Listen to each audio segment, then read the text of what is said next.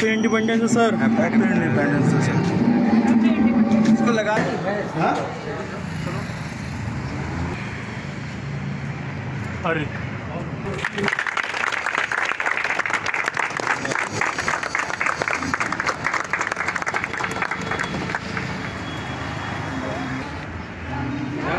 सिंध गुजरात मराठा द्राविड़ उत्कल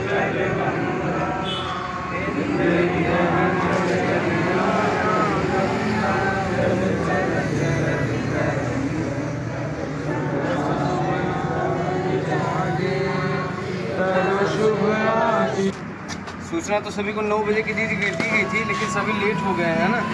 तो अभी यहाँ धूप है, हम लोग नीचे चलते हैं, वही माइक लगा है, हम लोग वहीं थोड़ा सा अपना नाश्ता पानी करेंगे, ठीक है, और वहीं सबसे मिलते हैं। आइए नीचे आइए, तो याद कर लिए।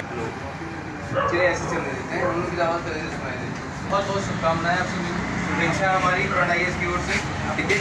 जैसा कि हम लोगों ने नियत समय रखा था 9 बजे का, लेकिन फिर भी लोग लेट रहे और आज के दिन को वाकई में लोग छुट्टी के दिवस के रूप में मना लेते हैं, ठीक है ना।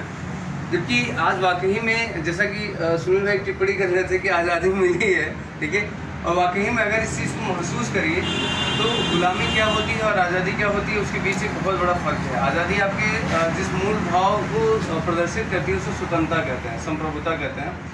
और उस रूप में जब आप अपने जीवन को शुरू करते हो, प्रारंभ करते हो, तो कहीं न कहीं आप नित्य नई ऊंचाइयों पे अपनी स्वतंत्रता के आधार पे पहुंचते रहते हो और अपने गरिमापूर्ण जीवन को निर्धारित कर लेते हैं। तो इसके लिए सभी को शुभेच्छा आज के दिवस के लिए। सभी के मन में, सभी के हृदय में सम्मान होना चाहिए देश के प्रति, अपने राष्ट्र के प्रति, अपने तिरंगे के प्रति, सभी में वो प्रेम भाव होना चाहिए। और इसीलिए हर घर तिरंगा चलाया जा रहा है, राष्ट्र के लिए एक उद्घोष का नारा लगाया जा रहा है, जहाँ तिरंगे का सम्मान, तिरंगे के प्रति लगाव और आप सभी उसके प्रति सम्मान की भावना को और उत्प्रेरित कर पाएँ, अपना उसको व्यक्त कर पाएँ। तो आप सभी को बहुत बहुत शुभेच्छा इस बात के लिए कि आज हम लोग यहाँ इस प्रांगण में उपस्थित हैं।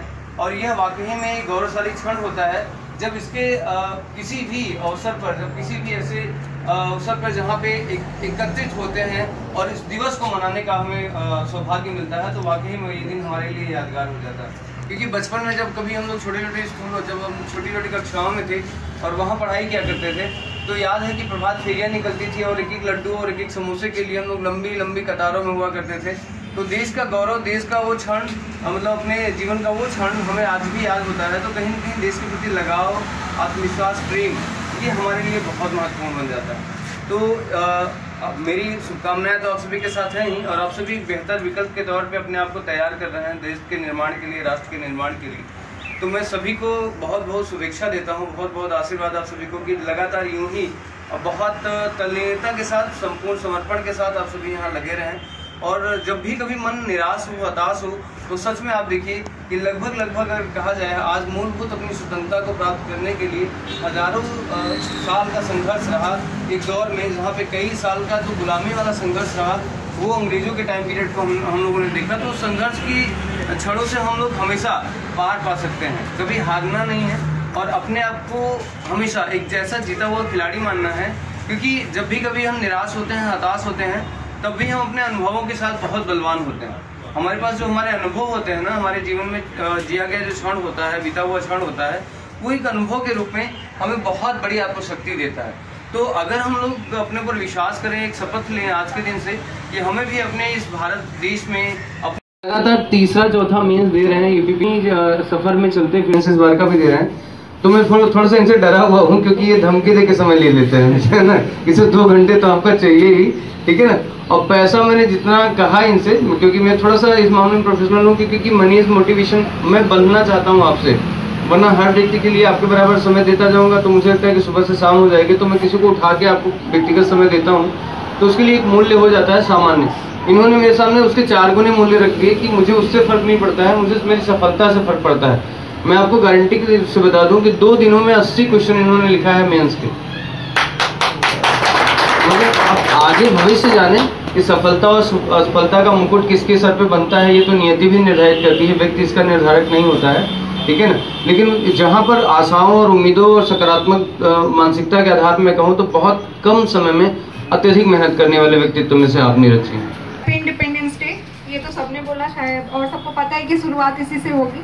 और ऐसे तो मैं कुछ बोलती नहीं हूँ, लेकिन सर ने इतना इंसिस्ट किया और मुझे ये भी लगा शायद प्रतिनिधित्व लड़कियों का कम हो रहा है।